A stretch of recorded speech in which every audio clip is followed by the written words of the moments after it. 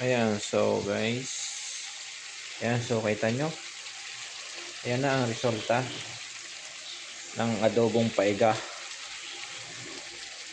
Ayan, so ayan, may kasamang pagmamahal yan, kaya masarap.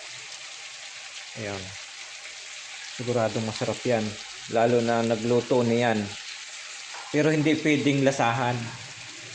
Ayan, ayan, so guys, shoutout lagi sa inyo at sa